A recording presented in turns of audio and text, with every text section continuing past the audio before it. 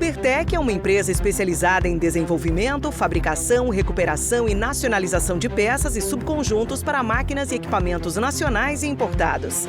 Atuamos há mais de 25 anos nos segmentos industrial e mineração, oferecendo soluções inovadoras e personalizadas como reformas completas em máquinas e equipamentos de alta complexidade, com qualidade, rapidez e redução de custos. Sonda para investigação e exploração de minérios.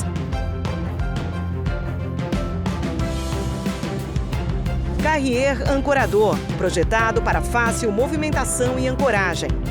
Proteção de sonda, desenvolvida para eliminar o acesso do operador a partes móveis rotativas e partes quentes. A Ubertec está preparada para realizar melhorias específicas nos equipamentos ou projetar e desenvolver soluções sob medida. Ubertec, soluções em mineração. A Vale está assumindo um compromisso histórico com o futuro do planeta. Ajudar a conter o aumento do aquecimento global causado pela emissão de gases de efeito estufa. Como uma das maiores mineradoras do mundo, a Vale conhece o tamanho da sua responsabilidade. Por isso, estabeleceu uma meta sem precedentes: chegar a 2050 como uma empresa carbono neutra. Mas afinal, o que significa ser carbono neutra? Ser carbono neutra quer dizer que a Vale vai reduzir e compensar todo o CO2 que emite em suas operações. E para isso, a empresa vai investir ao menos $2 bilhões nos próximos anos, o maior valor já comprometido pela indústria da mineração no mundo para o combate às mudanças climáticas. Conheça algumas das ações de responsabilidade socioambiental que já estão em andamento. Substituição de diesel por eletricidade em suas operações como locomotivas elétricas. Autossuficiência global em energia elétrica por meio de fontes renováveis. Restaurar e proteger mais 500 mil hectares de floresta até 2030. Mais do que nunca, sabemos que o amanhã depende das atitudes que tomamos hoje. Por isso, estamos comprometidos em promover uma mineração mais sustentável, com o objetivo de construir um futuro melhor para todos. Ser carbono neutra é um compromisso da Vale com a sociedade, rumo a uma economia mais sustentável.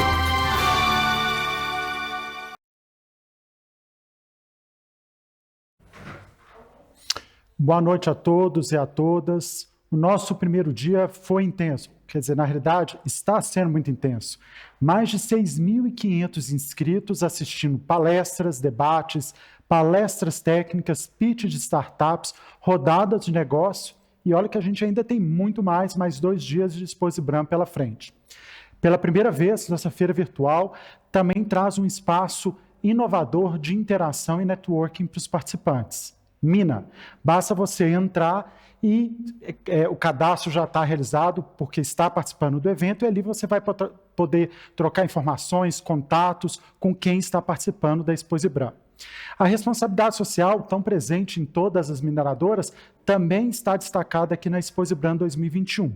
Fizemos uma inovação apoiando projetos sociais, os quais já têm alguma conexão com o setor, com as mineradoras, e aqui a gente criou um e-commerce solidário e também um marketplace para promoção desses produtos que são fornecidos por pessoas que participam desses projetos sociais. Então, eu sugiro vocês visitarem o stand virtual da Exposibram Social para poder conhecer e também realizar compras e contribuir com esses projetos que são tão importantes para as comunidades onde as mineradoras atuam. Quarta-feira, amanhã, às 17 horas, vocês também terão uma novidade, que é a premiação de 5 projetos sociais apoiados com recursos oriundos da realização da Exposibram. A seleção desses projetos também foi inovador, porque ao invés de a gente pedir um detalhamento, um projeto grande, aquelas fichas de preenchimento, a gente simplesmente pediu para que fossem enviados áudios sobre o projeto. uma banca selecionou os 5 melhores projetos que amanhã receberão um aporte financeiro para que esses projetos se tornem realidade ou possam ser ampliados. Todos esses projetos que estão sendo selecionados estão localizados em comunidades, em áreas de atuação do setor mineral brasileiro. Bom, e para a gente fechar esse primeiro dia com chave de ouro, prata, bronze, ferro e todos os minerais aqui, a gente traz para você uma atração, né, uma das personalidades mais influentes aí nas redes sociais e no mundo da economia e do jornalismo, que com muito prazer eu apresento para vocês, Ricardo Amorim. Essa palestra está sendo oferecida pela Vale e ele vai conversar com a gente, né, sobre as perspectivas para uma economia as perspectivas para a economia e o setor mineral no Brasil e no mundo. É um prazer estar aqui com você, Ricardo. Ele vai conversar com a gente durante 1 hora e, na sequência, a gente vai ter uma oportunidade aí de debate. Já combinei com ele que todas as perguntas difíceis podem ser mandadas no chat e a gente vai fazer aqui, não tem um show do milhão, nós vamos fazer aqui o show da mineração aqui com ele. Se ele chegar até o final, tem prêmio aí esperando por você, tá, Ricardo? Está combinadíssimo. Eu já comecei a fazer exercício desde que você falou disso, porque para conseguir carregar essas barras de ouro pesadas, eu não garanto, eu não posso perder essa chance, então vou fazer o possível.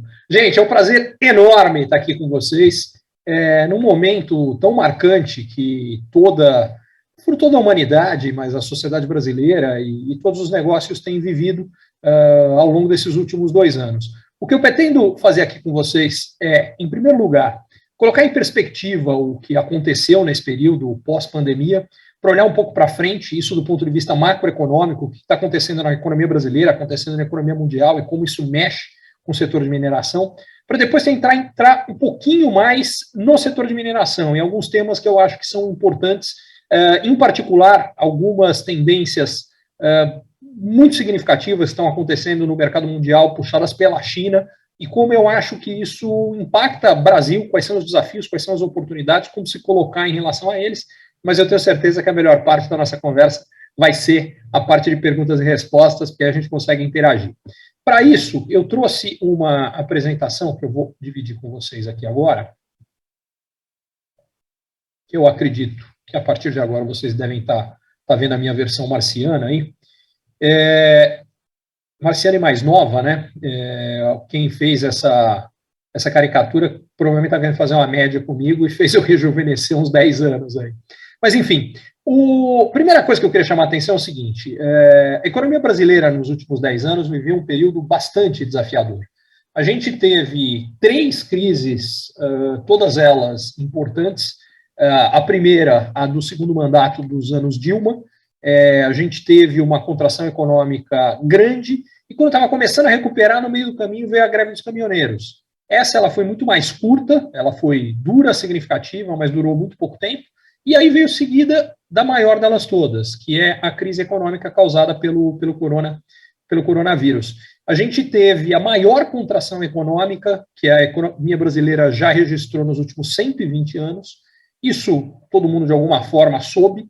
O que eu acho que é marcante é que, na sequência, a gente teve a mais forte recuperação econômica, também já registrada em 120 anos de dados econômicos brasileiros. Até que veio a segunda onda da pandemia no começo desse ano. E aí a economia sentiu de novo. Mas dessa vez, o gráfico deixa isso claro, ela sentiu muito menos. A queda, se por um lado, a segunda onda da pandemia, do aspecto de saúde, foi bastante pior do que a primeira, no aspecto econômico, o impacto foi muito menor, porque as empresas e a economia como um todo já estavam prontas para lidar com essa contração, coisa que quando aconteceu a primeira vez, ninguém estava.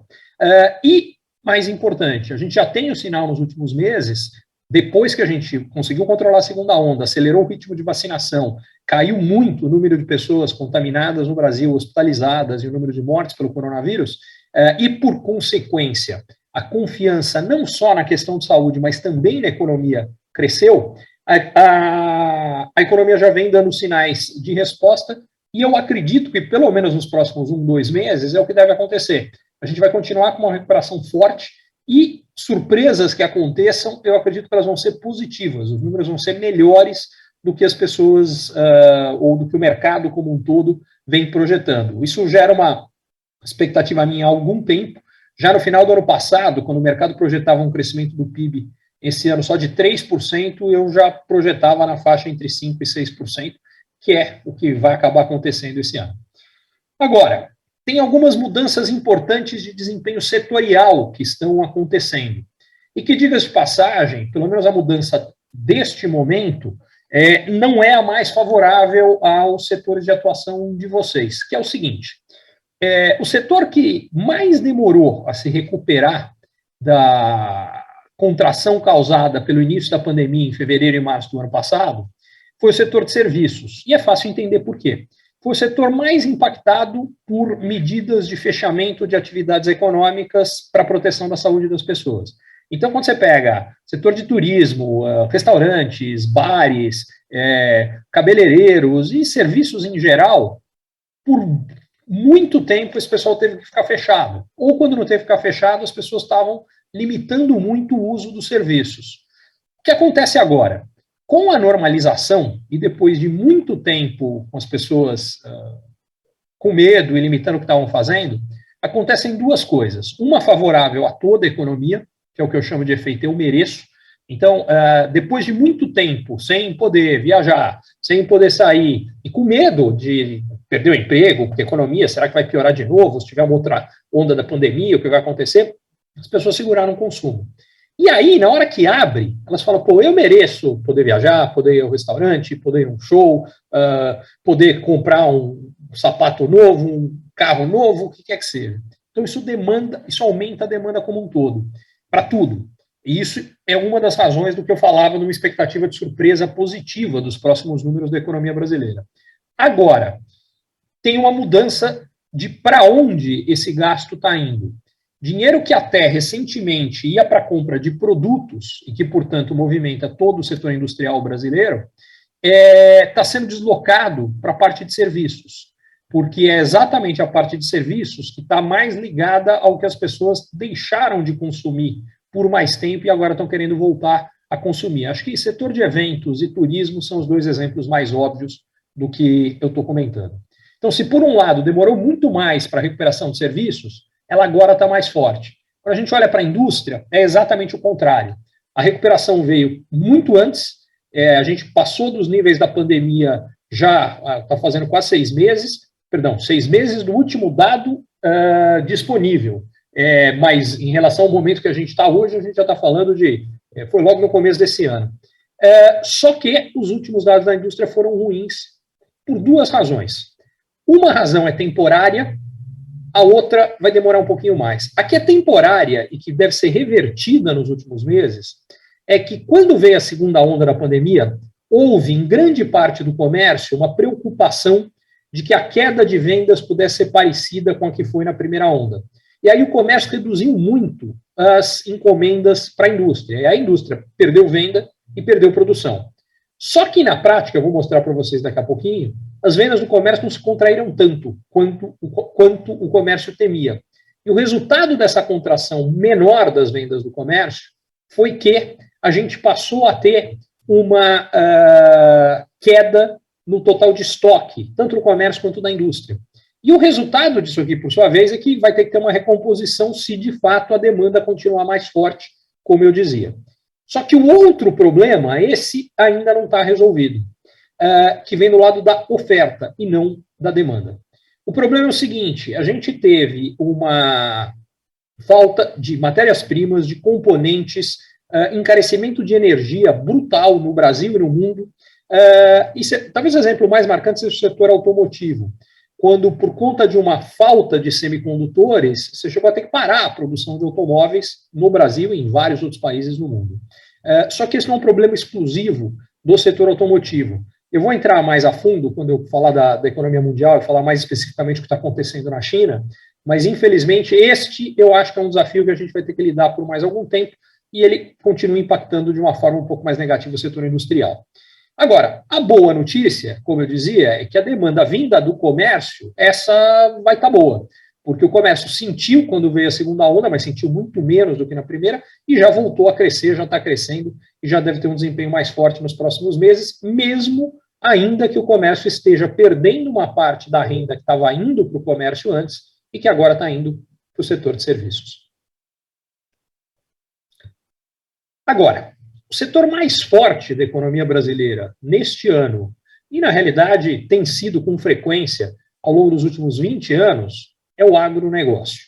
Pelo seguinte, quando a gente vê o desempenho do agronegócio no Brasil durante as 2 últimas décadas do milênio passado, ele basicamente estava estagnado. Quando chega dezembro de 2001, teve um fato que mudou a história do agro no mundo e no Brasil. A China entra na Organização Mundial do Comércio e, desde então, o Brasil, que tem terra para plantar, clima favorável, disponibilidade de água doce e tem tido ganhos gigantescos de produtividade, ganha um mercado significativo.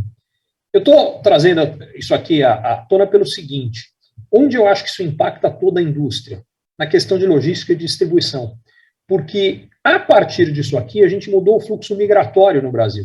Já faz mais de 10 anos que, em vez das pessoas saírem do interior dos estados e se mudarem para as capitais, elas estão fazendo o fluxo na direção inversa. Elas saem das capitais dos estados, se mudam das capitais dos estados e vão morar no interior. E agora, com esse movimento de home office, de possibilidade de trabalhar de um lugar e morar, o trabalho está acontecendo num lugar à distância e você está morando em outro, mais gente está fazendo esse movimento em direção ao interior. E o resultado é que o consumo vem crescendo mais no interior do Brasil do que nas capitais. Isso vai continuar.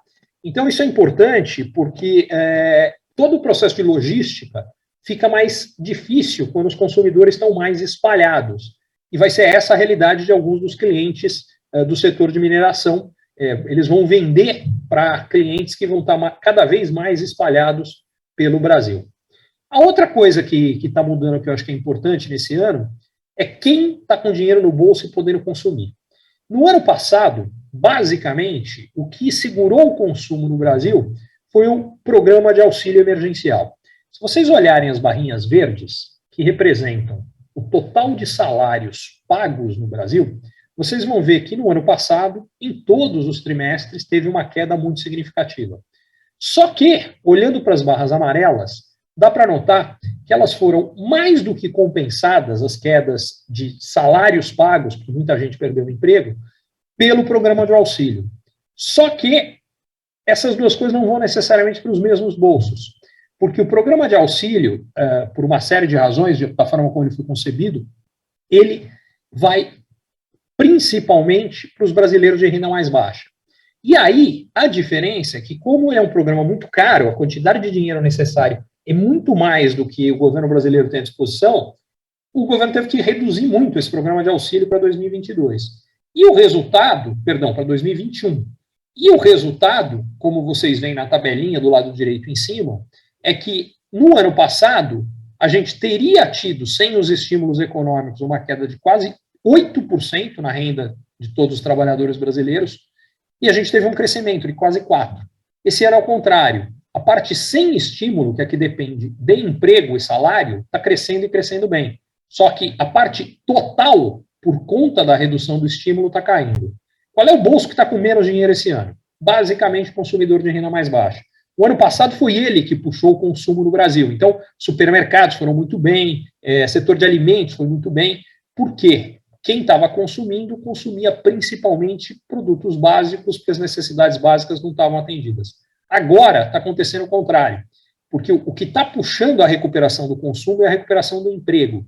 Se vocês olharem as barras verdes, notem que entre março e maio, o Brasil destruiu mais ou menos, quase pouco menos de 2 milhões de empregos com carteira. Quando chegou em junho, ficou meio no 0-0. A partir de julho, os empregos começaram a voltar. A partir de agosto, acelerou. Setembro, outubro, novembro, dezembro, janeiro e fevereiro, que agora são as barras em amarelo, porque é de 2021, foram todos meses recordes de geração de emprego no Brasil. Vem a segunda onda, março e abril, desacelera, mas continua positiva a geração de empregos no país. Maio acelera outra vez, junho, julho, meses recordes de novo. Então, o que significa? Geração de emprego no Brasil está forte, só que ela está vindo de forma não igual para todos. Se vocês olharem o primeiro grupo de barras do lado esquerdo, vocês vão ver o seguinte, mais ou menos 30% do total de renda paga por salários vai para famílias de classe A no Brasil, um número parecido para famílias de classe D e E.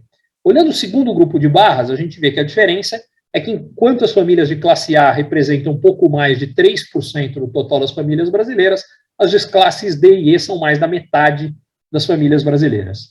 Agora, a diferença importante, que é o que está acontecendo neste ano, é que é na classe A que estão sendo gerados os novos empregos e onde está acontecendo o ganho de renda. Já a classe D e E, por conta do fim do auxílio, está tendo uma perda de renda importante. Por que isso aqui é tão significativo? Porque toda vez que a gente tem uma crise econômica, existe um processo de perda de empregos de forma generalizada. Porque as empresas perdem receita, precisam cortar gasto, mandam um monte de gente embora, desde trabalhadores muito qualificados até outros menos qualificados. Quando a economia melhora e a demanda pelo serviço dessa empresa melhora, e de repente a equipe estava lá, não dá mais conta e precisa contratar, como o desemprego cresceu, as pessoas ficaram desempregadas por muito tempo, precisam trabalhar, muitos desses topam trabalhar até ganhando menos do que eles ganhavam antes. Então, o que isso faz? Os salários caem. Ou a empresa tem a opção de contratar alguém que antes ela tinha esse nível de qualificação e esse nível de renda, agora ela pode contratar alguém com o mesmo nível de qualificação, pagando menos, ou pagando a mesma coisa que antes, trazer alguém mais qualificado. Esse segundo processo, que é dar um upgrade na qualificação do trabalhador, essa vez está mais forte, porque por conta da aceleração da transformação digital, as empresas estão precisando trazer gente que conhece uma realidade que não necessariamente quem perdeu o emprego lá atrás tinha. E isso aqui está mais concentrado em trabalhadores com renda mais alta e, por isso, na classe A. Então, isso aqui está mudando o seguinte, os setores que estão puxando o crescimento da economia brasileira nesse ano dependem de duas coisas. Consumo de trabalhadores de renda mais alta, então você vê desde produtos de luxo tendo desempenho melhor, e dentro das diferentes gamas de produto, aqueles voltados para o trabalhador de renda mais alta tendo melhor, e o segundo, dependentes de crédito, porque como a taxa de juros caiu, a taxa Selic caiu para 2%, o crédito cresceu para burro, e quem depende muito de crédito para crescer, teve um crescimento de demanda gigantesco, particularmente setor imobiliário e automotivo, que são dois enormes clientes do setor de mineração, no final da cadeia produtiva. Então, o que a gente tem é que esses setores puxaram muito o crescimento brasileiro. Só que, esse é um ponto que eu vou detalhar um pouco mais para frente, um desafio nesta parte ligada a crédito é que a inflação está subindo, os juros devem subir e o crédito deve dar uma desacelerada. Mas isso eu detalho um pouquinho mais para frente. Antes disso, eu queria falar da grande notícia positiva que a gente tem. Tanto para a saúde quanto para a economia. Depois que a gente conseguiu acelerar o processo de vacinação, não apenas a gente controlou os números da pandemia, mas a gente criou uma perspectiva de uma recuperação sustentada, sem riscos significativos, não vou dizer que o risco não existe, mas hoje ele não é significativo, de novas paradas. O que vocês estão vendo é a curva de vacinação de homens e mulheres, mulheres do lado esquerdo, homens do lado direito, brasileira, baseada na faixa etária. O que fica claro aqui é o seguinte, a população acima de 60 anos já tomou pelo menos duas doses, aliás, já estão tomando a terceira. Meus pais, por exemplo, que têm bem mais do que isso, ambos já tomaram a terceira dose. A população em idade de trabalho, a imensa maioria já tomou a primeira dose, mas uma parte ainda menor, ainda relativamente pequena, tomou a segunda. Em 2 meses, todo mundo já vai ter tomado, inclusive já estão começando a vacinar, inclusive as crianças e adolescentes. A parte importante disso daqui é que esse processo, em países que já passaram por ele, quando você tem a maior parte da população com as 2 doses, dá aquele comentário que eu fiz no começo, do tal do efeito eu mereço, que puxa muito o consumo e o desempenho da economia. E o que dá tranquilidade que isso deve acontecer no Brasil também é que o processo de vacinação está sendo bastante bem sucedido, ou os resultados da vacinação. Vocês estão vendo aqui a hospitalização dividida em dois grupos etários, acima de 60 anos e abaixo. Quando começaram a vacinar no Brasil, começaram pela população de mais idade. E começou a funcionar, despencou, começou a cair a queda de contaminação e de hospitalização dos dois grupos, não só dos mais velhos, mas também dos com menos de 60 anos. O que aconteceu depois é que isso levou a uma normalização de convívio, de socialização, e aí subiu em quem não estava sendo vacinado, em quem ainda não tinha sido vacinado, que era a população abaixo de 59 anos. Até que este grupo passou a ser vacinado, e desde então vem despencando a hospitalização dos dois grupos. E a melhor notícia é que o ritmo de vacinação no Brasil, que é o que está em amarelo, vem acelerando.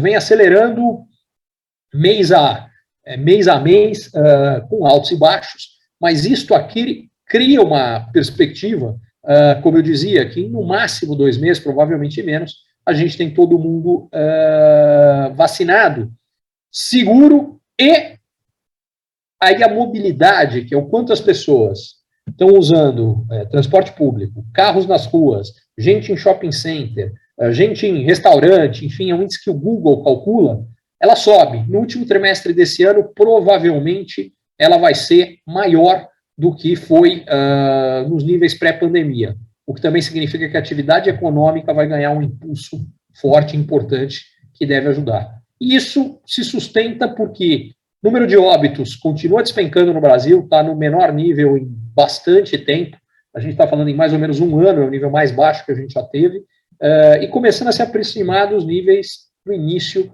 da pandemia.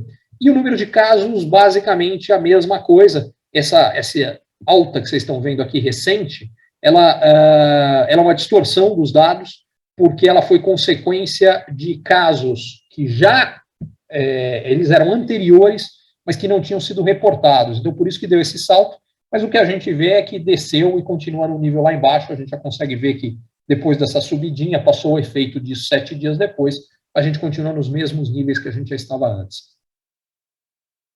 O que o Brasil vai ter que acompanhar é o que vai acontecer quando essa mobilidade vier com tudo e qual vai ser o total de pessoas vacinadas no Brasil. Nos países em que muita gente optou em não se vacinar, a gente teve um aumento, mesmo depois que as pessoas já se vacinaram, do número de casos e do número de mortes. Isso aconteceu particularmente em Israel e nos Estados Unidos. Nos países em que o número de pessoas que optou por se vacinar é um pouco menor, que é o caso do Reino Unido, subiram o número de casos bastante, mas o número de mortes subiu bem menos. E nos países onde a vacinação foi ainda maior, exemplo de Portugal, Portugal é hoje o 2º país mais vacinado do mundo. A gente tem 88% das pessoas tomaram pelo menos uma dose e 84% já tomaram as 2 doses ou estão completamente imunizados. O resultado disso aqui é que em Portugal não teve nem essa curvinha para cima, nem do número de casos, nem do número de mortes. Ainda é cedo para saber até onde esse número vai chegar no Brasil. Quando a gente vê as pesquisas em relação a qual é o percentual que diz que não quer se vacinar no Brasil, esse número é pequeno, ele é só de 9%. Então, se de fato a gente vacinar no que se espera em função do que as pessoas estão dizendo, provavelmente o Brasil não vai ter um problema de uma terceira onda. Agora, e se tiver, o que deveria fazer? Uma das coisas que eu acho que é importantes é com relação a gente considerar a necessidade, se houver, de um passaporte de vacinação. Por que eu digo isso aqui? Porque quando a gente vê os países que tiveram aumento do número de mortes, particularmente Estados Unidos e Israel, a gente vê uma concentração gigantesca entre as pessoas que não se vacinaram. Em Israel, quando a gente pega os números de morte dos últimos 2 meses, 98,7% é de quem não tomou a vacina, 1,3% é de quem tomou.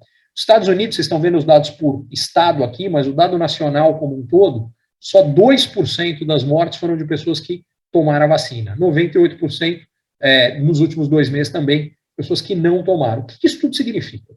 Que da mesma forma que era justo que as pessoas tivessem opção para quem quisesse não se vacinar, quem optou por se não vacinar tem que lidar com as consequências da decisão. O que eu quero dizer com isso aqui? Não faz mais sentido a gente fechar tudo, como no passado, para proteger prioritariamente um grupo pequeno que fez uma opção deles. Então, o que deveria acontecer é que em coisas que envolvam um número muito grande de pessoas que têm aglomeração, deveria ter uma necessidade de uma carteirinha para evitar que, eventualmente, haja um aumento de número de casos e, por consequência, que, eventualmente, governadores e prefeitos optem por fechar tudo outra vez, que, obviamente, não é a melhor opção para nenhum de nós. Com isso tudo, eu queria entrar agora na parte do PIB mundial e começar a descer para mineração. Esse ano, o mundo vai ter o maior crescimento da história. A economia mundial vai crescer 6%. Só que ela vai desacelerar o ano que vem. E por que isso tudo é importante? Porque quando a gente começa a olhar a realidade do mercado de mineração, a dependência está no lugar hoje da economia mundial que está com mais risco e mais sensível, que é a China. A China é responsável por parcelas brutais do consumo de vários produtos, aliás, não está exclusivo de mineração, isso vale para fontes de energia, para fontes de alimentos, e em alguns casos, o mais marcante deles é o minério de ferro, e aliás, isso mostra como reduções da demanda chinesa podem ter impactos brutais no mercado. A gente acaba tendo, por conta desse gap entre consumo e produção, eles importam demais, e, portanto, eles mexem demais com o mercado internacional. Se, de repente, cai a compra dos chineses, aliás, na soja vale a mesma coisa, em menor grau no petróleo. Por que isso tudo é importante? Porque quando a gente olha para os metais, para a parte do que eu estou chamando aqui de insumos industriais, que são medidos por esse índice, o CRB, a gente teve, neste pós-pandemia, uma das maiores altas da história, por um período equivalente de 18 meses. A gente só viu coisas parecidas no movimento muito forte, logo depois, lembra que eu comentei, no final de 2001, a China entrou na OMC, e aí a gente teve entre 2001 e 2008 um processo muito forte de alta de commodities, e particularmente de metais industriais.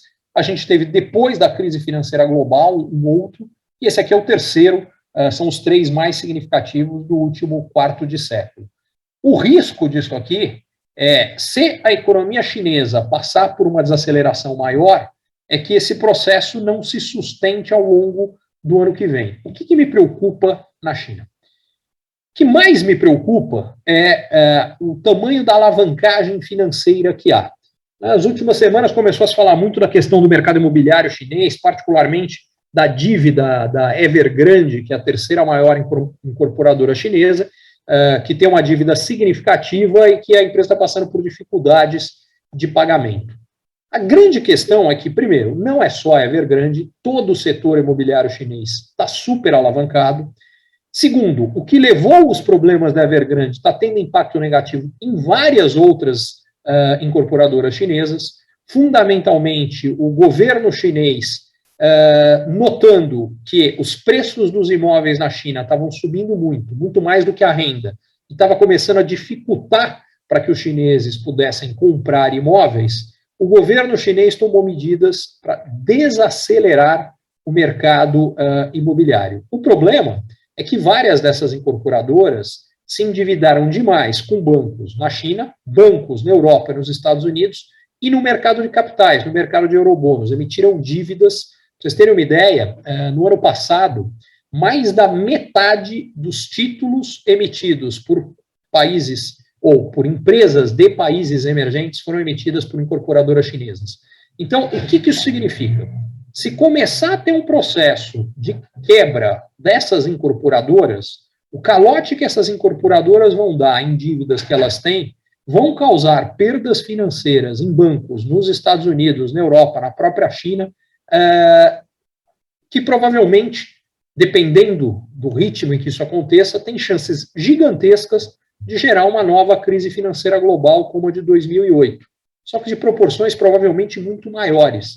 Pelo seguinte, esses dados que vocês estão vendo aí, de Estados Unidos e China, são os dados de 2008, quando quebrou a Lehman Brothers. Na época, o setor financeiro americano tinha um total de ativos muito concentrado no setor imobiliário de 6 trilhões de dólares. A China tinha 3 trilhões de dólares naquele momento. De lá para cá, a Lehman quebrou e a alavancagem aumentou brutalmente. O que eram 6 nos Estados Unidos subiu para 10. O que eram 3 na China multiplicou por 10. Isso aqui, gente, significa basicamente o seguinte. Se houver um movimento maior de quebradeira de imobiliárias na China, é difícil imaginar que isso não vai ter repercussões muito grandes e que possam, provavelmente, inclusive, jogar o mundo numa recessão global. Até porque tem um outro detalhe. O setor imobiliário chinês funciona da seguinte forma. Os terrenos são de propriedade dos municípios. Então, a principal fonte de renda dos municípios chineses nos últimos 10 anos tem sido venda de terrenos para as incorporadoras. Só que elas pisaram no freio agora de uma forma brutal. Em setembro agora desse ano, a arrecadação dos municípios chineses com venda de terreno caiu 90% em relação a setembro do ano passado. Por que isso é um problema? Porque os municípios chineses, por sua vez, têm 10 trilhões de dólares de dívida. Então, se a receita deles despencar, não são só as incorporadoras que vão dar calote nos bancos e no mercado financeiro como um todo. Os municípios chineses também. E, só para ter uma ideia do que é essa possível desaceleração do mercado imobiliário chinês, no Brasil, ano passado, foram vendidos 113 mil unidades imobiliárias residenciais entre casas e apartamentos.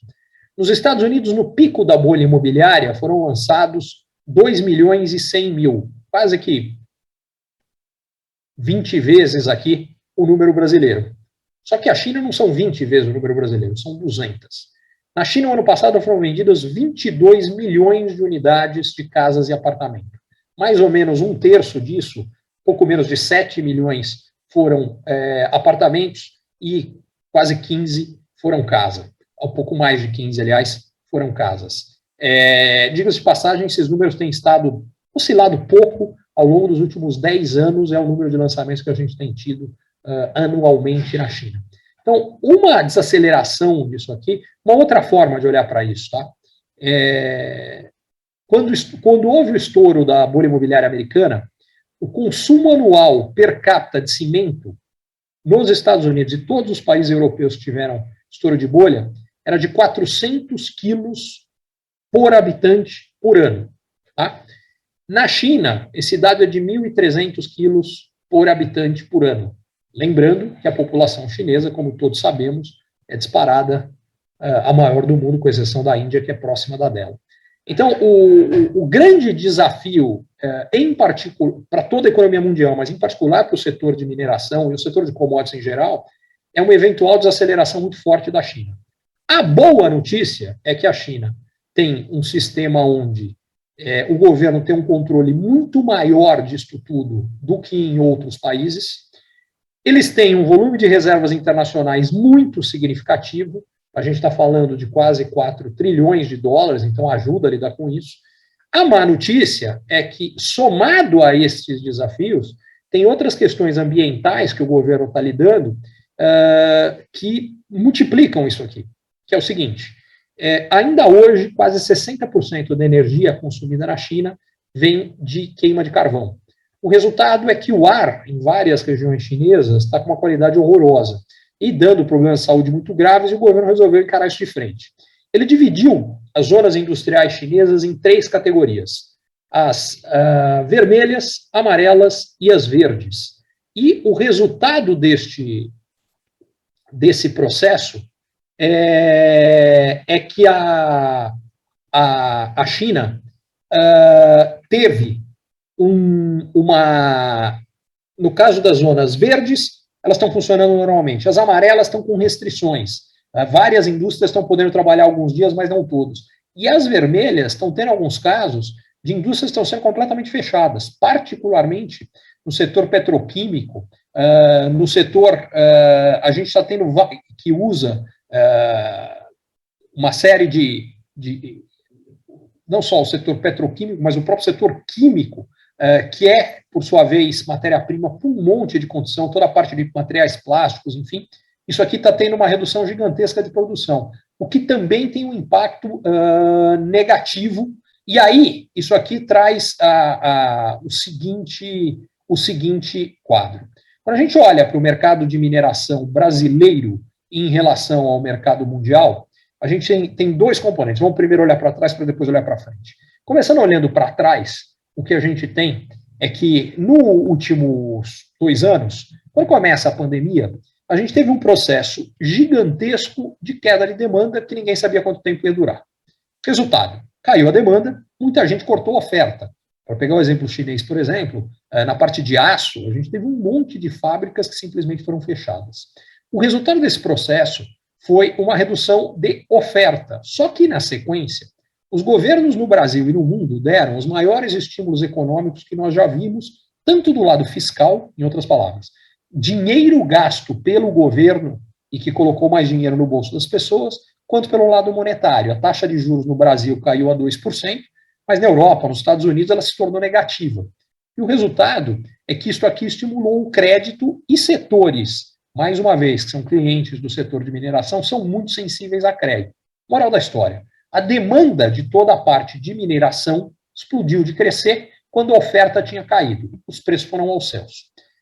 Esse processo de elevação dos preços, por sua vez, começou a gerar um problema que é o aumento de custo em vários setores não teve como ser completamente repassado a clientes, porque a demanda não comportava tanto aumento de custo, porque o aumento de custo foi muito grande no mundo inteiro, no Brasil foi maior. No Brasil foi maior porque, somado à alta dos preços das matérias-primas, e particularmente das matérias-primas minerais, em dólar, a gente teve uma alta brutal do dólar que não foi revertida. E isso aqui fez com que a pressão inflacionária no Brasil fosse maior ainda. Vamos ver quais são as consequências desse negócio, olhando aqui um pouquinho mais para frente. A inflação ao consumidor no Brasil, ela chegou na faixa de 10%. Só que a inflação ao produtor está na faixa de 50%. E aí vem a questão.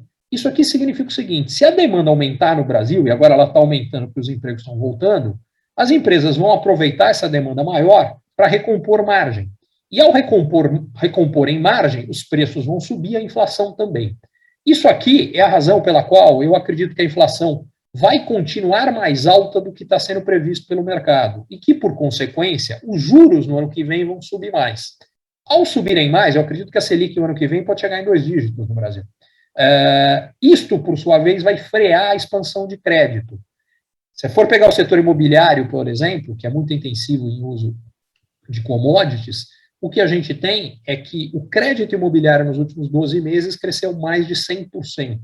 E ele foi o grande motor dessa expansão de lançamentos imobiliários. Eu não estou conseguindo ver que isso vai se sustentar nesse ritmo ano que vem. Ela vai passar por uma desaceleração importante. No setor automotivo também, que, aliás, já está passando pelos problemas de falta de componentes que eu tinha mencionado. Então, esses fatores, para mim, sinalizam que a gente vai ter uma desaceleração na demanda de commodities. Isso só ligado a esses fatores que já estão acontecendo. E com o risco adicional, que era o que eu vinha levantando com relação à China, de uma desaceleração mais significativa se houver dificuldades maiores lá. O que pode mudar um pouco este quadro é se, eventualmente, essa alta do dólar, essa alta dos juros, funcione como um movimento de atração de capital para o Brasil e derrube o dólar. Porque o dólar está hoje num nível histórico que é o segundo mais elevado, ajustado pela inflação, que nós já tivemos nos últimos 40 anos. Só em 2002, quando teve a primeira eleição do Lula, a gente chegou a ter o dólar ainda mais alto na hora que a gente ajusta pela inflação. Por que isso aqui é importante? Porque, por um lado, o cenário onde a gente tem menos pressão inflacionária, menos alta de juro e menos contração de crédito, é um que só vai se materializar se a gente tiver, primeiro, aprovação de reforma administrativa para cair as preocupações fiscais, e isso vai ajudar a atrair capital, e, por consequência, uma queda no dólar, que reduz, obviamente, a rentabilidade de setores exportadores, como o setor minerador brasileiro. Então, isto aqui poderia acontecer, eu não acho que é o cenário mais provável, tá? Essa de uma queda forte do dólar, como eu disse, isso ia requerer tirar as preocupações fiscais, o que só aconteceria se o Brasil aprovasse uma boa reforma administrativa, e, infelizmente, eu não acho que há condições para isso no Congresso atualmente.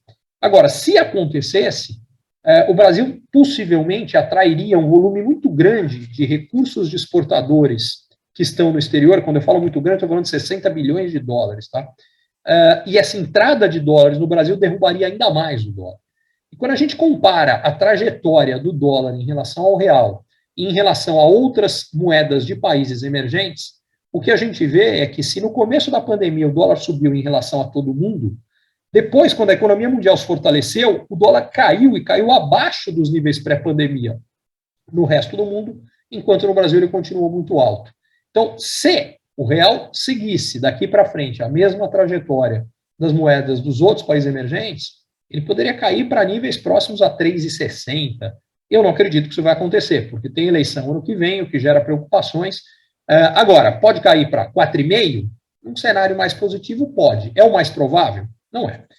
O mais provável é que ele vai se manter nesse patamar que ele vem oscilando nos últimos 18 meses, numa faixa entre 5 e 5,60, e que, com risco ano que vem, dependendo do cenário político, de subir ainda mais.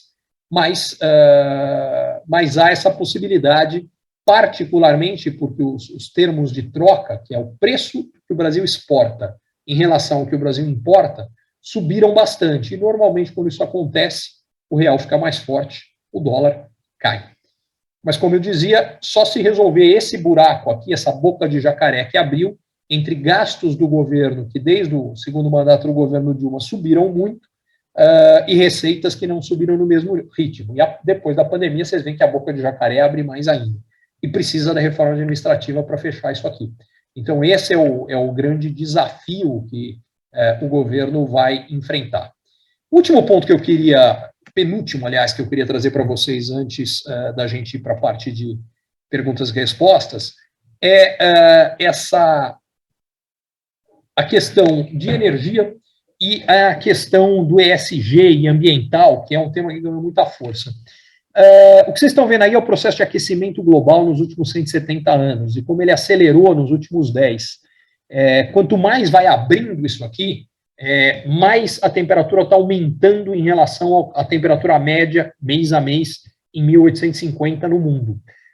Nos 2 últimos meses, a gente teve recordes históricos de temperaturas globais, chegamos a ter 19,6 graus no Polo Norte, aí você derrete calota polar, joga água doce nos mares, isso muda as marés, muda chuvas e tempestades, furacões, mundo afora. Vocês devem ter visto as imagens nos Estados Unidos e na Espanha, por exemplo, e muda também onde a água está caindo aqui no Brasil, e não tem sido nos reservatórios das hidrelétricas no sul e no sudeste, ou nos próprios rios. O resultado disso daqui é que nós já estamos com menos água do que quando tivemos o racionamento em 2001, que é essa mínima nos últimos 20 anos.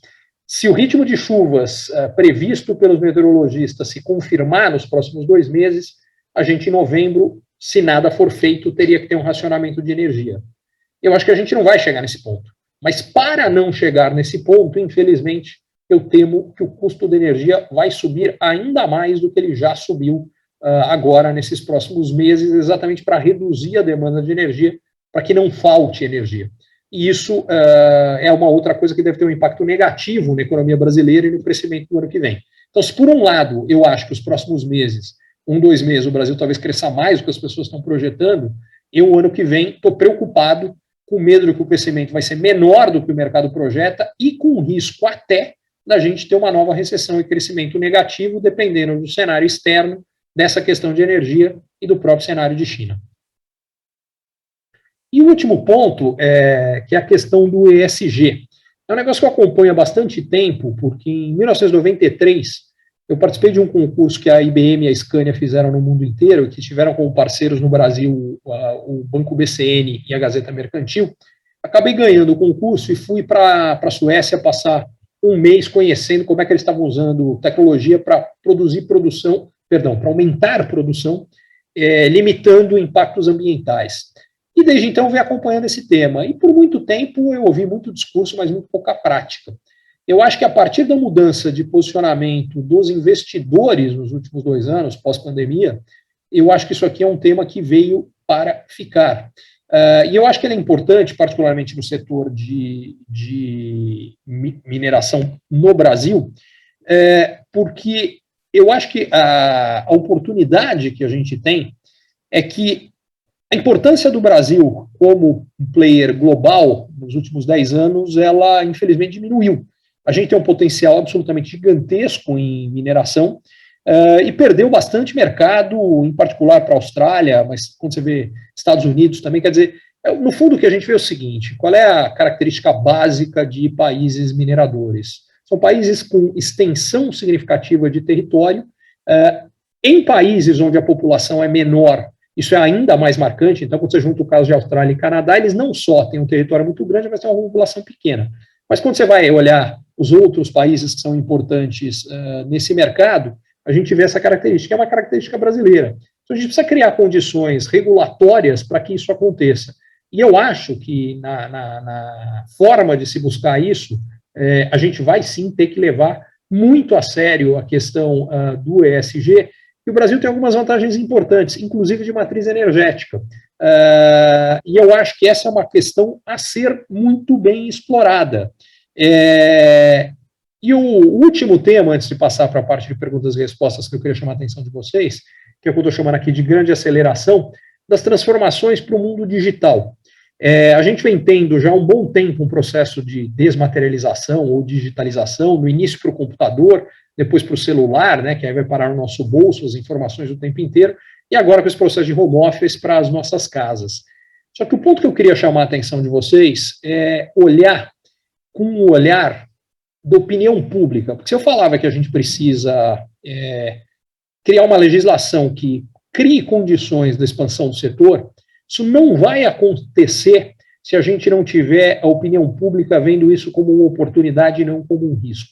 E a questão é que a opinião pública não olha mais assim, ela olha assim. Não é mais como ela vê, é como ela é vista. E isso está mudando tudo. O turismo hoje não é mais feito olhando para os monumentos históricos, mas sim de costas, para poder postar na rede social. Isso está mudando a política, que agora o político não é mais recebido com abraço, ele é recebido de costas pelas pessoas, porque o que importa é o que vai mostrar para o país inteiro. Então, isso aqui é a Hillary sendo recebida por quem gostava dela na eleição anterior no aeroporto. Imagina quem não gostava. Está mudando a religião. O Papa, ao perceber que a indústria vinha perdendo fiéis, chamou uma reunião com esse grupo que vocês estão vendo de jovens em volta, que são alguns dos maiores youtubers do mundo em número de seguidores, somados têm bilhões de seguidores, porque ele percebeu o seguinte: ele chegou e falou, olha, o que está acontecendo que a igreja está caindo o número de fiéis? As pessoas não vão mais na igreja? Ele falou, não vão. Mas elas não vão falar com o padre? Não tem ido. Mas quem que os jovens escutam? Os youtubers. Ele falou, então peraí que eu preciso conversar com esses caras, porque eles podem me ajudar a ser um canal de disseminação da mensagem que eu tenho. Eu achava que eu entendia bem esse processo de transformação digital, a ponto que eu, há 5 anos, cofundei uma empresa chamada AAA, a inovação, que ajuda empresas nesse processo de transformação digital. E aí, ano passado, eu percebi que eu não tinha me dado conta, apesar de acompanhar isso muito de perto, não tinha me dado conta da magnitude dessa mudança. E fui me dar conta da seguinte forma: no final do ano passado, eu fui indicado para um prêmio de melhores da internet, que é esse Best aí, um dos 10 indicados. E quando eu soube disso, inicialmente, eu não dei grande bola. Porque eu imaginei que era eu concorrendo numa categoria de pessoas físicas com 9 outras pessoas físicas. E eu descobri que não. Que era uma categoria aberta, na qual eu estava competindo com alguns dos maiores grupos de mídia do Brasil, como o Globo, o UOL, Estadão, enfim, e de empreendedorismo, como o Sebrae, a Endeavor. E aí eu estranhei, falei, não é possível, eu não jogo na liga desses caras, o que está acontecendo? E aí eu fui entender. O que estava acontecendo é que a internet, as redes sociais, criaram uma possibilidade de disseminação de ideias, de conteúdo, de trabalhos, do que for, de quem quer que seja, que basicamente me criou um canal de distribuição equivalente a desses caras que vocês estavam vendo, a ponto de eu acabar ganhando o tal do prêmio. Isso aí me fez entender uma coisa. A gente já fala muito que hoje pequenas startups podem desafiar gigantes, empresas estabelecidas. mas é mais do que isso, até uma pessoa física, e sem ter tido uma estratégia para fazer isso acontecer, de repente desafiando gigantes. Por que eu quero levantar isso aqui? Porque, especificamente, o setor da mineração, o que aconteceu é que, por conta dos dois desastres que nós tivemos no Brasil, ele teve uma questão de imagem junto à opinião pública brasileira que, em geral, ficou extremamente negativa e é o que gerou uma regulamentação que impediu o avanço do setor nos últimos 10 anos. A única forma da gente aproveitar o potencial que nós temos no setor, e como eu coloquei antes, vocês sabem muito melhor do que eu, é absolutamente gigantesco, é se os governos estiverem dispostos a trabalharem com regulamentações que permitam isso. Eles só estarão se a opinião pública tiver uma imagem do setor como oportunidade e não como risco ou desafio. E eu acho que falta um monte de questões gigantes que precisam ser entendidas, que são básicas dentro do setor, mas não fora. Por exemplo, o setor de mineração tem uma característica absolutamente única, que, ao contrário de qualquer outra indústria,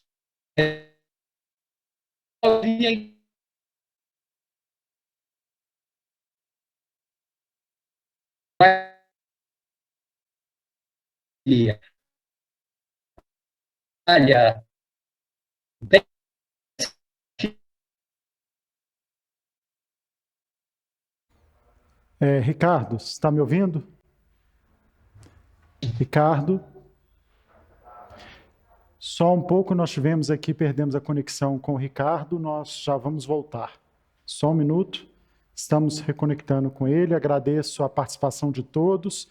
Caso tenha alguma pergunta para ser endereçada ao Ricardo, por favor, podem fazer pelo chat, que nós já vamos abrir para essa parte do debate.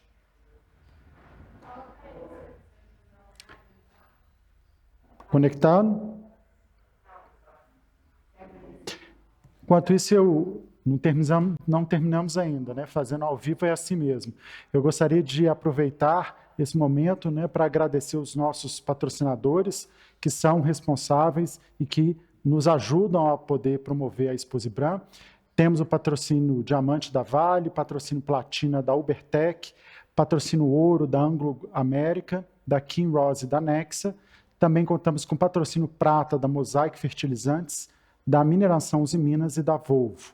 Contamos também com patrocínio Bronze da Alcoa, da Anglo Gold Ashanti, da Appen Capital Brasil, da ArcelorMittal, da Bamin, Gerdau, Samarco, Shell e Cedro Mineração.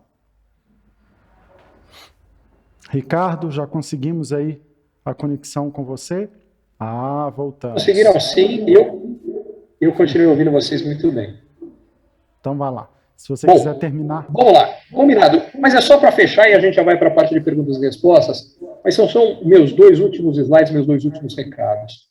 O ponto que eu queria deixar é que eu vejo uma oportunidade para vocês particularmente importante por conta de um momento onde o mundo nunca teve tanta transformação tecnológica dependente de uma série dos minerais que nós temos, sem os quais não vai acontecer. E a geração de riqueza, por conta disso, acelerou exponencialmente. Quando a gente olha a renda per capita global e o tamanho da população mundial, durante 1000 anos, entre o ano 0 e o ano 1000, ela não evoluiu nada. Ela começa a evoluir mesmo depois de 1500, depois que surge a prensa, e com a prensa a disseminação de informação e o acúmulo de informação. E aí a gente começa a ter avanços tecnológicos. Você tem a primeira revolução industrial, depois de 1700, você vê que a renda está crescendo, as pessoas ganhando mais, comendo melhor, vivendo mais, a população mundial cresce também. Aí vem automóvel, avião, telecomunicações, a gente acelera mais ainda. Mas olha só os 15 anos de era da informação antes da pandemia. A gente teve um aumento de renda per capita no mundo maior do que em toda a história da humanidade. E aí vem a pandemia e acelera o processo de transformação tecnológica, por vários lados. Acelera a adoção de várias tecnologias, como, por exemplo, as de transformação digital. O que isso tudo quer dizer é o seguinte: nós estamos gerando mais renda e mais riqueza do que nunca. E o setor de mineração é viabilizador disso aqui. Sem ele, a gente não vai ter. Então, do ponto de vista brasileiro, a gente precisa ter clareza com relação a isso, inclusive inclusive, porque todo este processo de aceleração de tecnologia, ele só acontece com barateamento de tecnologia. Uma das ideias que a maior parte das pessoas tem é que necessariamente commodities ficam mais baratas ao longo do tempo, enquanto a gente tem produtos que dentro da cadeia tem uma parcela de valor agregado maior, que sobem de preço. Isto não é verdade, isso é verdade ao longo de séculos, isso não é verdade ao longo de meses, de anos e às vezes nem de décadas. Se a gente tem um aumento importante na demanda de commodities, que está acontecendo agora, porque os dois países que mais crescem no mundo nos últimos anos e provavelmente ao longo da próxima década serão China e Índia, que representam 1/3 da população mundial, então você tem toda a necessidade de construção de infraestrutura associada a isso aqui, somado com o outro lado, que é o lado da transformação tecnológica que está barateando o preço de vários produtos. Se você for pensar, o preço de uma televisão ou um preço de um computador ao longo dos últimos 10 anos, ele despencou. Se a gente pegar o minério de ferro, mesmo com a queda mais recente de preço, ao longo do mesmo período, ele está muito acima dos níveis de preço que ele estava 10 anos atrás, e mesmo em períodos mais longos. Então, isso aqui é só para mostrar o seguinte, a ideia de que o Brasil não tem como se tornar rico explorando a vantagem natural que ele tem de commodities, sejam agrícolas, sejam minerais, fontes de energia, está absolutamente furada. E isto nós precisamos somar com uma aceleração desse processo de transformação digital, que provavelmente vai baratear mais ainda outras dessas tecnologias, quando gente que já nasceu digital, como esse menino de 8 anos que só vendo um vídeo no YouTube conseguiu aprender a dirigir e dirigiu por 2,5 km para comprar o cheeseburger que ele queria. Só que esse menino hoje tem 12 anos, ele não tem 8. Mas alguns aninhos ele está no mercado de trabalho e vai acelerar mais ainda esse processo. E é por isso que, tendo essa vantagem competitiva, o Brasil tem a obrigação de aproveitá-la, e para isso acontecer, eu acredito que um processo de conscientização da oportunidade junto à opinião pública é absolutamente fundamental, e ele passa por fazer com que os brasileiros e as empresas e as indústrias brasileiras vejam os benefícios que isso pode trazer a todas elas. Caso contrário, a gente vai ter dificuldade de avançar. Muito obrigado, à disposição para as perguntas que vocês tenham.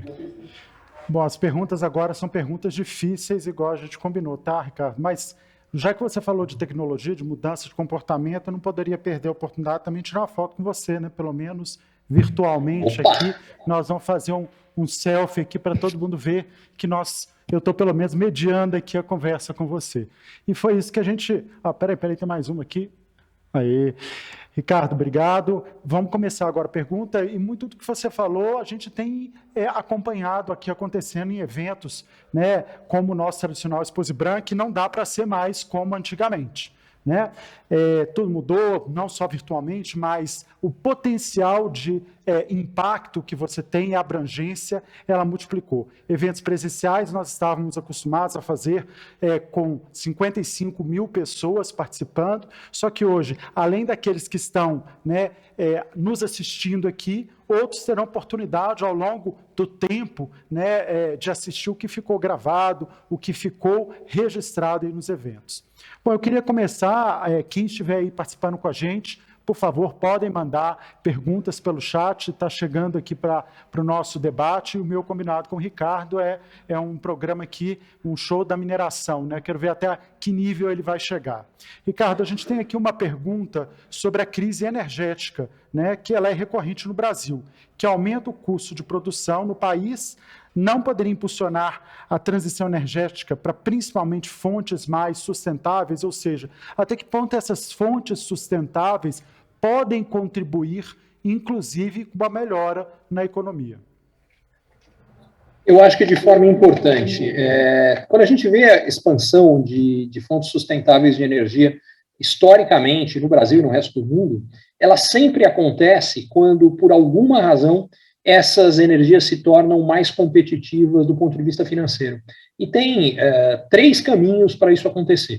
Um é o próprio desenvolvimento tecnológico que essas fontes de energia vão tendo ao longo do tempo. Então, se a gente for falar, sei lá, de energia eólica, energia solar, a eficiência das placas vem aumentando brutalmente. Há uma expectativa de que aumente ainda mais. semana passada saiu uma pesquisa muito interessante com placas, especificamente placas solares.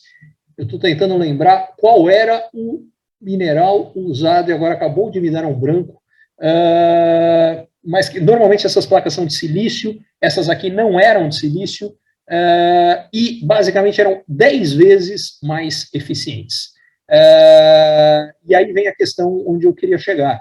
Esse processo de desenvolvimento dessas fontes de energia não vai acontecer, diga-se de passagem, sem que a gente tenha uma série de minerais que são importantes para permitir que isso aconteça.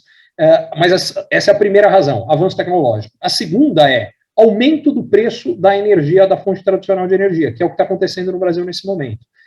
E o terceiro é, eventualmente, algum tipo de programa estratégico de desenvolvimento dessas fontes por parte do governo que crie condições de sustentabilidade de longo prazo, eventualmente com algum tipo de subsídio para energias mais sustentáveis. Então, sim, eu acredito que esse movimento de elevação do preço vai ser bastante importante para o Brasil acelerar o processo de penetração, particularmente de energia solar e eólica.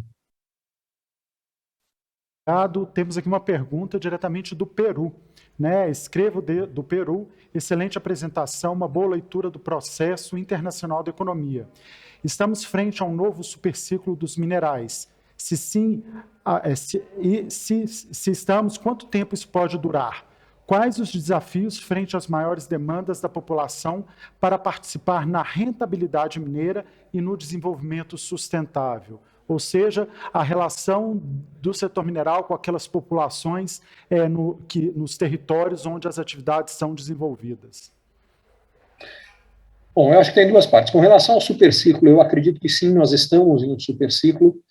Quanto tempo ele pode durar é uma pergunta dificílima, porque, entre outras coisas, mesmo que ele dure mais, ele pode ser temporariamente interrompido caso, no meio do caminho, haja eventuais crises financeiras globais, como eu falei, de um risco de uma que pode ser motivada por problemas financeiros na China.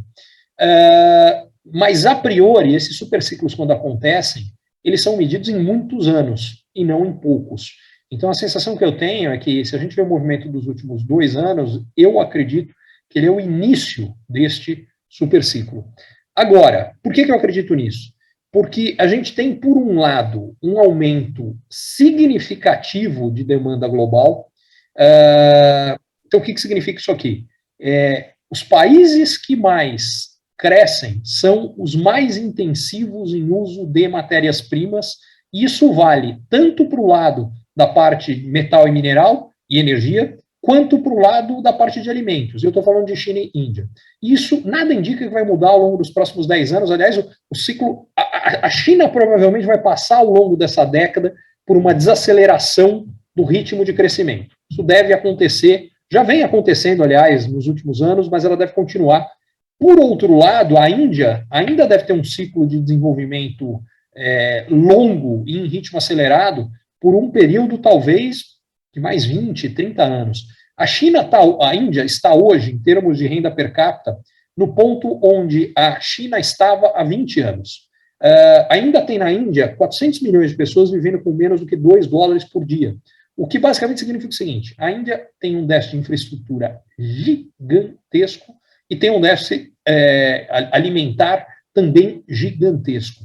Então, isto aqui é o que me faz acreditar nesse superciclo. E se soma que, pelo menos até agora, esse movimento em direção ao fortalecimento do ESG, as preocupações ambientais, não veio com as questões de garantir as fontes de energia e os minerais que vão ser necessários para que isso possa acontecer. Então, a impressão que eu tenho é que, do lado de oferta, a gente ainda vai ter algumas restrições e a demanda vem com tudo. É isso que me faz acreditar nesse superciclo. Com relação ao impacto nas populações locais, isso tem a ver fundamentalmente com as regulamentações de cada um dos países, de como é feita a exploração e eventuais medidas, sejam compensatórias ou o contrário, com objetivos claros de desenvolvimento das populações nos entornos onde acontece a parte da exploração mineral.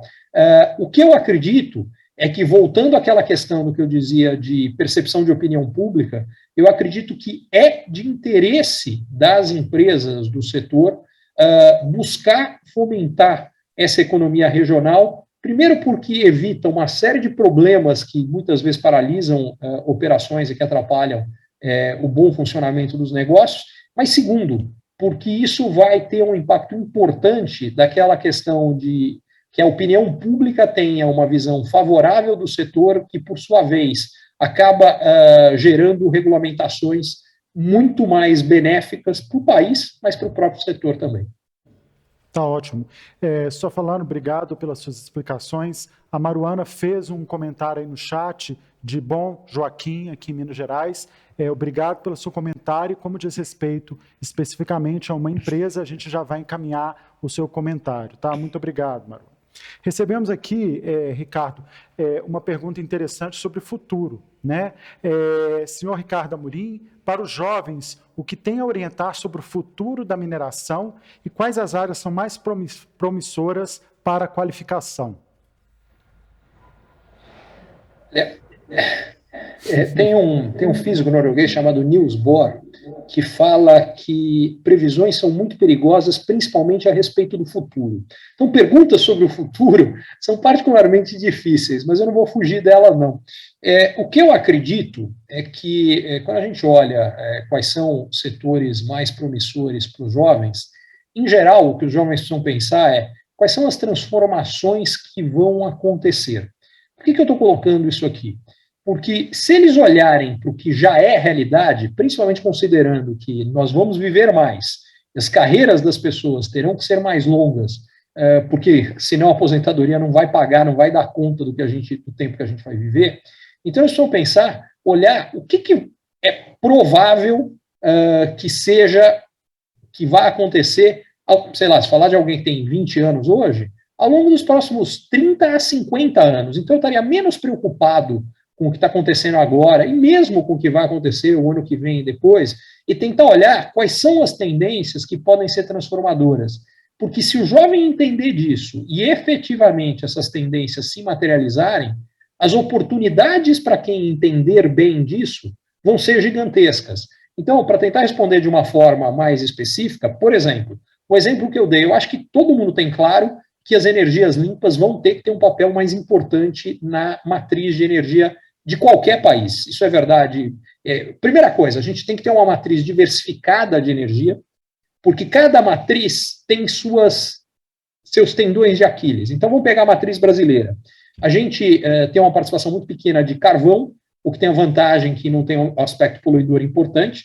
Petróleo é importante na matriz energética brasileira, como em qualquer lugar do mundo, mas, fundamentalmente, a energia hidrelétrica brasileira é mais limpa do que em qualquer outro lugar. Por quê? Porque ela é muito focada na energia hidrelétrica. Qual é a desvantagem da energia hidrelétrica? Dependendo do regime de chuvas, falta energia. Como é que você compensa isso? Tendo outras energias, de preferência também limpas, que, se você não tiver uma, você tem a outra, particularmente energia solar e energia eólica. E solar e eólica, em particular no Nordeste brasileiro, tem uma outra grande vantagem. Normalmente elas se complementam, porque o horário de pico de produção de energia solar, que está próximo, que é quando você tem exatamente o sol mais forte, em geral, é na parte da tarde, mas a partir vamos chamar de horário de almoço, perto do meio-dia, enfim. E, por outro lado, você pegar a energia eólica, que é quando você tem mais vento, normalmente isso acontece exatamente invertido. Então, que você ter uma matriz que junta as diferentes fontes de energia, o seu risco de ficar com falta de energia cai. Por que eu estou falando disso? Porque uma que vai ter que crescer no Brasil como um todo, e o Brasil tem uma grande oportunidade, que é a parte solar, tem uma necessidade grande, como eu dizia, ligada à parte de minérios, para que possa ter as placas que vão gerar essa energia. Esse é um campo que eu olharia com muito carinho, porque eu acho que tem grandes oportunidades olhando para frente. Ótimo, Ricardo. A gente vendo a questão da economia, a gente vê que tem uma correlação entre oferta e demanda, entre China, e agora eu incluiria também a questão da Índia, né? Então você já começou assim, tem a China crescendo, pode desacelerar, mas a gente tem aí o efeito Índia logo atrás. E falando aí também de dois assuntos que impactam o setor mineral, um pouco sobre construção civil e a parte automotiva. Eu tenho duas perguntas aqui sobre este tema. Né, Ricardo, qual o papel e o que esperar, né, da comunicação... Não, desculpa aqui, peraí. Tem aqui, ó. Como a gente pode falar sobre a questão do preço, né, da produção de produtos para construção civil? Como é que você vê esse mercado de areia, brita, argila, ferro? Você acha que os preços aqui no Brasil eles vão cair? Eles deram uma subida grande em função da demanda durante a pandemia. E o outro, com relação à questão do automóvel, é a entrada em produção e a larga venda e consumo, né, de carros elétricos. Você acha que isso também vai impactar diretamente a produção mineral? A resposta nos dois casos é sim, a gente vai ter esse impacto e eu acredito que há um risco de queda de preço olhando para aqueles produtos na hora que a gente olha para o ano que vem. Não acho que ela vai ser rápida, tá? Porque, por hora, como eu dizia, o desempenho da economia e o desempenho desses setores continua forte, particularmente o setor imobiliário continua bastante forte. Mas eu acho que é um risco que tende a crescer ao longo do ano que vem. Então, do ponto de vista de quem vende, o que eu diria é tentar travar o máximo possível, pelos períodos mais longos possíveis, preços próximos aos atuais, e do ponto de vista de quem compra, exatamente o contrário. O que eu diria é postergar a compra o máximo possível, porque a chance de comprar com preços melhores. A segunda parte da pergunta era... Construção civil e carro. Não, acho que não, era essa eu acho que era a parte que eu respondi. Não, a que eu falei anteriormente foi a questão da China e Índia, né? Se a gente pode ver aí a Índia substituindo o consumo a posição da China aí nos próximos anos. Eu tenho certeza que sim, tendo a acreditar que não necessariamente na mesma magnitude, porque o crescimento chinês foi particularmente intensivo em investimento em infraestrutura. E por que isso aconteceu? Em grande medida, pelo regime político chinês centralizado, no qual o governo, e quando eu digo governo, são as diferentes esferas do governo, não é só o governo federal, mas também os governos regionais e municipais, tiveram um papel muito importante em estimular esse processo gigantesco de construção. A gente pode pegar o aço, né? O crescimento do consumo chinês de aço ano é um Brasil, e vem sendo há muito tempo, e mais do que isso, teve um dado que eu não vou me lembrar precisamente dele, mas a ordem de grandeza é mais ou menos isso. A China, se não me engano, construiu, em termos de uso de aço, em 4 anos, o que os Estados Unidos tinham levado 100. Não estou falando do Brasil, estou falando dos Estados Unidos. Então é um negócio impressionante. Eu não acredito que o modelo indiano de crescimento vai ser tão intensivo em infraestrutura por duas razões. Primeiro, porque ele não é, o sistema de governo na Índia não é tão centralizado, então não vão conseguir fazer isso dessa forma. E segundo, porque o modelo chinês inicial de expansão, que aliás é a maior parte do modelo da Ásia, Sudeste Asiático, inicialmente do Japão, era um modelo exportador. Então eles precisavam da infraestrutura para poder garantir a produção industrial de uma série de outros produtos na China que eram vendidos mundo afora. O modelo indiano é mais baseado em serviços do que em indústria. Então o tipo de infraestrutura necessária não é, primeiro, tão grande e nem o mesmo. Então, exatamente por causa disso, eu acho que sim, a Índia vai ter um impacto brutal no mercado de commodities, mas não do tamanho da China, e particularmente não no tamanho da China na parte de metais e minerais. Na parte de produtos agrícolas, talvez seja mais parecido com o que a China teve. Falando aí em questão da produção agrícola, temos aqui uma pergunta de qual a sua visão para o agrominerais, principalmente na área do Mato Grosso, que importa do Canadá 90% de insumo, sendo que na Amazônia já se tem potássio e cálcio em abundância para exploração. Eu acho que isso volta na questão da gente conseguir construir uma imagem mais favorável ao setor, que permita um uso mais racional do que nós temos de potencial. Porque a questão, e isso até de uma forma mais ampla, não passa nem só pelo setor, passa pela própria imagem brasileira dentro do Brasil e no exterior.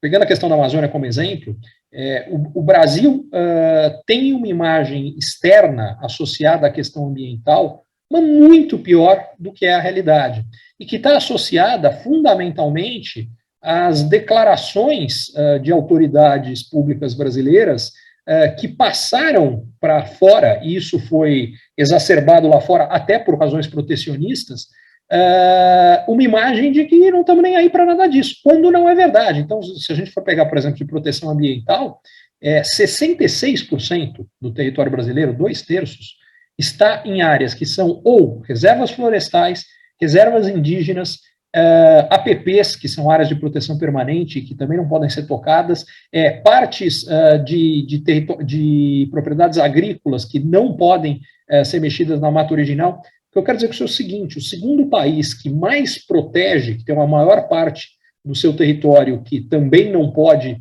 ser tocado, são os Estados Unidos. Entre os 10, a pesquisa que eu fiz foi entre os 10 países com um território mais extenso no mundo. Os Estados Unidos protege 20%. O Brasil protege 66%. Todos os outros países protegem muito menos do que os Estados Unidos. O Brasil é o país que mais protege no mundo e é visto como o grande vilão ambiental. Isso reforça o que eu falava a respeito do setor, mas vale para o Brasil como um todo nessa questão da importância de uma comunicação e educação de opinião pública com dados que a opinião pública simplesmente não conhece. Excelente. Temos uma pergunta aqui sobre como o Brasil poderia ampliar o beneficiamento do mineral, dos minerais em solo nacional e alavancar o desenvolvimento da indústria siderúrgica para manter o fornecimento interno e até mesmo a exportação. Tem vários fatores. Acho que o mais importante está ligado a uma questão tributária. Infelizmente, a nossa reforma, a proposta de reforma tributária, foi completamente deturpada por conta dos problemas fiscais causados pela pandemia. Quando veio a pandemia, o governo corretamente tomou uma série de medidas, como eu mostrei ali para vocês antes, para estimular a economia. Só que ele gastou muito dinheiro com isso. E aí, o problema é que o que tinha que acontecer? A gente precisava cortar gasto público, que é o que eu dizia que a reforma administrativa permite. Como a gente não avançou nisso, eles resolveram fazer o seguinte: em vez de ter uma reforma tributária que melhore a forma como os impostos são cobrados no Brasil, eles focaram em aumentar a arrecadação total. E o resultado é que saiu um Frankenstein. Então, por exemplo, uma das coisas que a reforma tributária tinha que fazer é acabar com uma tributação em cascata que o Brasil tem, que desestimula qualquer tipo de beneficiamento de produto no Brasil. Por que o Brasil, em geral, é um exportador de produtos básicos? Eu vou pegar um exemplo que não é especificamente da área mineral, porque se eu conheço os dados, é um estudo que a Fiesp fez há coisa de uns 5 ou 6 anos sobre café. E, na época, o Brasil era, e ainda é hoje, o maior exportador e o maior produtor mundial de café. Só que o Brasil exporta café em grão e importa cápsula para expresso, pagando 33 vezes mais para o mesmo peso, a mesma quantidade de café, na cápsula de expresso do que no café em grão que ele exporta. Por que isso acontece? Porque os impostos, se isso fosse beneficiado no Brasil, aumentariam 97 vezes. Então, como o imposto inviabiliza, a gente exporta o produto básico e traz o produto manufaturado.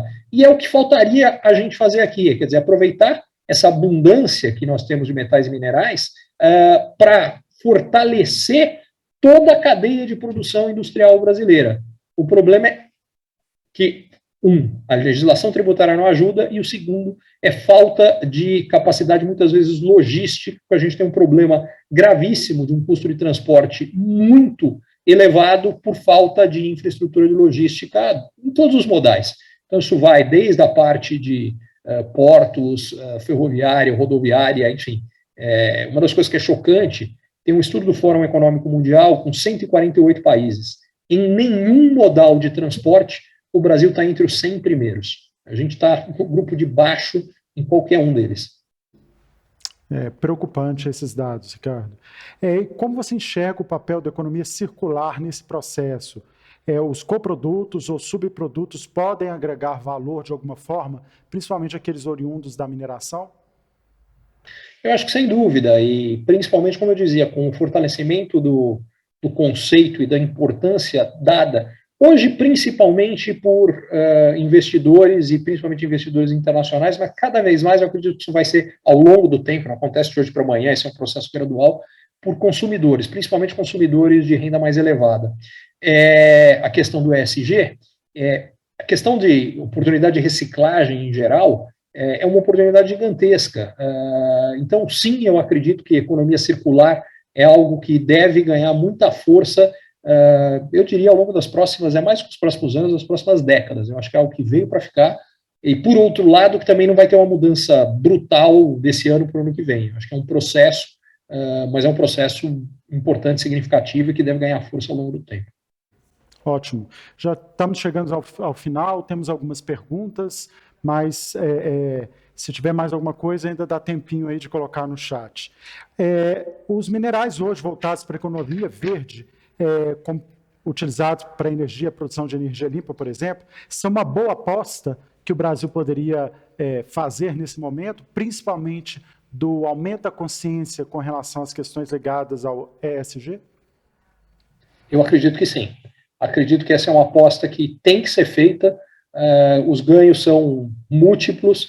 Então, a gente tem ganho ambiental, tem aquele ganho de imagem, que eu falava de opinião pública, que é importante, tem um ganho de mostrar, que esse eu acho que é um dos maiores, talvez, gaps do conhecimento público, que o que os minerais permitem são soluções, muitas vezes, com um impacto ambiental muito melhor do que as preocupações que às vezes estão associadas aos processos de exploração desses minerais. Só que, mais uma vez, não é algo que a opinião pública conheça. Ok. Ricardo, qual é a sua opinião sobre o papel ou as atividades de relacionamento das empresas do setor mineral com o público, com a sociedade em geral e principalmente com aquelas comunidades nos territórios onde elas atuam? Eu separaria as duas coisas, porque a questão com relação às comunidades, como eu até fiz um comentário numa pergunta anterior, eu acho que ela é fundamental para garantir, primeiro, o bom funcionamento das operações. Eu acho que ela é fundamental por uma questão de gerar desenvolvimento regional no Brasil, que é importante, que é fundamental. E tem o terceiro impacto. Essas atividades sendo bem feitas têm um impacto positivo com relação à imagem da opinião pública como um todo. Agora, eu acho que os esforços em relação ao papel do setor com a opinião pública como um todo, eles deveriam ir muito além disso, não apenas as comunidades diretamente afetadas. O que eu quero dizer com isso aqui? Por conta dos dois desastres importantes que aconteceram no Brasil, e pelo fato, já ao contrário de quando o Canadá teve problemas parecidos, a gente ter tido, infelizmente, além dos desastres ambientais e tudo o resto, a gente ter tido mortes, isso aqui gerou, em relação à opinião pública, preocupações muito grandes, preocupações que são genuínas e que precisam ser encaradas como genuínas.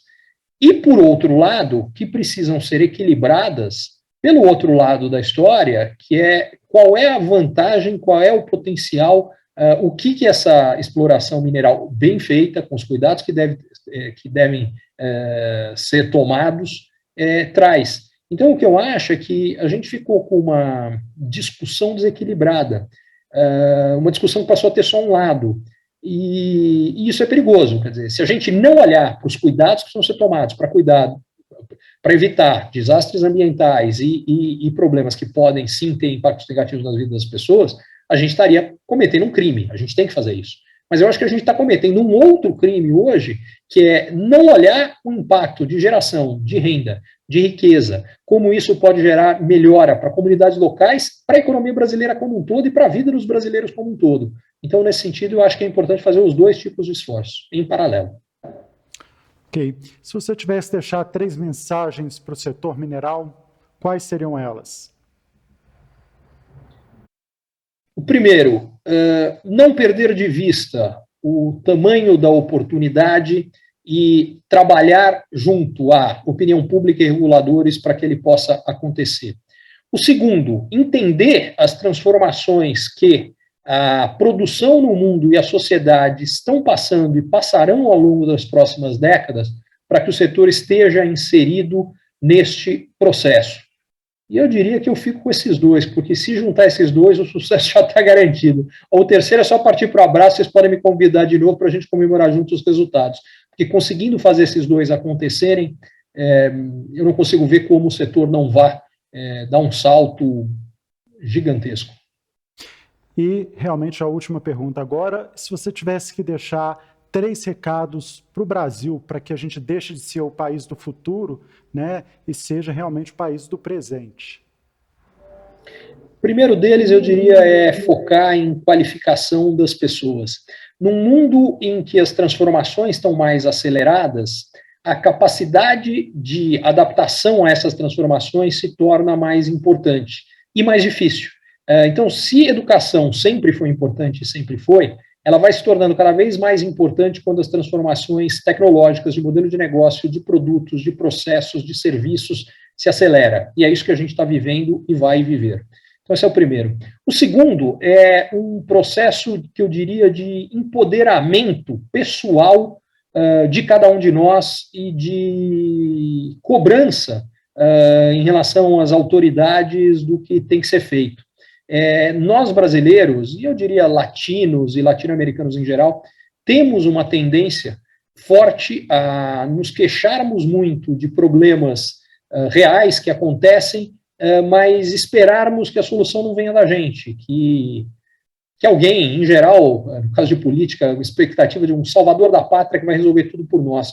Só que as coisas não funcionam assim. Então, por um lado, eu diria que é cada um de nós fazermos mais o que é necessário, a nossa parte, e, por outro lado, cobrarmos de todos os que estão em posição de decisão, independentemente de preferências políticas, que façam o que precisa ser feito para que o país possa se desenvolver, que as pessoas tenham uma vida melhor, mais riqueza, enfim. E o terceiro, que está um pouco associado a isso, mas não é a mesma coisa, é desenvolver o empoderamento de cada um de nós, de cada uma das nossas organizações, de cada uma das nossas instituições. E para mim isso passa por 3 pilares principais. O primeiro, a gente precisa melhorar muito no Brasil a parte de educação financeira e compreensão de como funciona finanças, como funciona dinheiro, para que as pessoas, para que as empresas, para que os governos possam tomar decisões melhores, inclusive para que a população cobre os governantes que lidem como deveriam com o nosso dinheiro, porque o dinheiro público é nosso, nós precisamos entender melhor de dinheiro. O segundo aspecto é empreendedorismo. Uma coisa que a gente precisa reforçar é empreendedorismo, não só no sentido de montagem de novos negócios, mas como filosofia de vida, de busca de soluções para os problemas, e não busca de desculpas, coisa é assim, não tenho o que fazer. Então, essa atitude empreendedora é algo muito importante. Aliás, tem uma notícia importante que não teve repercussão na nossa mídia.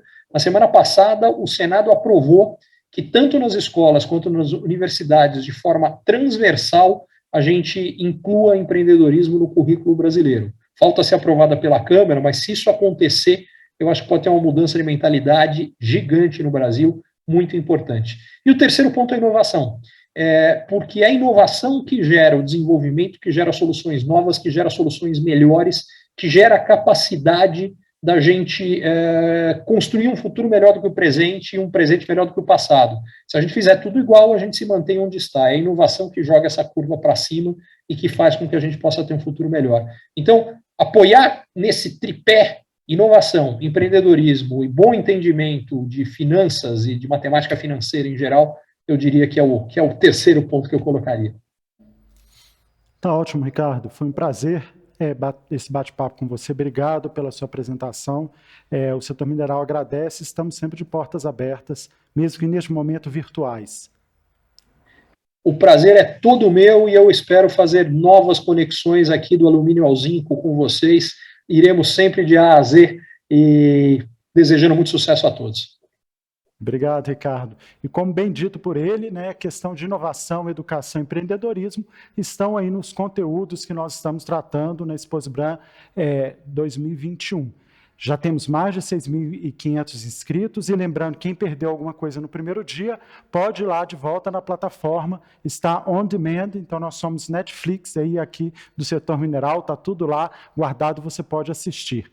Estamos também com eventos paralelos, como o Eneminas, que é o Encontro Nacional de Estudantes de Engenharia de Minas, acontecendo também durante a Exposibran, primeira feira de empregos do setor mineral, também em parceria com uma startup, então tem muita novidade. Para fechar, mais uma vez, agradeço os nossos patrocinadores, a Vale, que ofereceu essa palestra magna, que também é nosso patrocinador diamante, a Albertec, na categoria platino, na categoria ouro, a Anglo América, a Kinross e a Nexa, e na categoria prata, Mosaic Fertilizantes, Mineração e Minas e Volvo. A gente também contou com patrocínio e conta com patrocínio bronze da Alcoa, da Anglo Gold Achante, da Appen Capital Brasil, da ArcelorMittal, da Bamin, da Gerdau, Samarco, Shell e Cedro Mineração. E também temos uma parceria internacional com o The Netherlands Business. Agradecemos a todos, uma boa noite e nos vemos amanhã na programação da Exposibran 2021.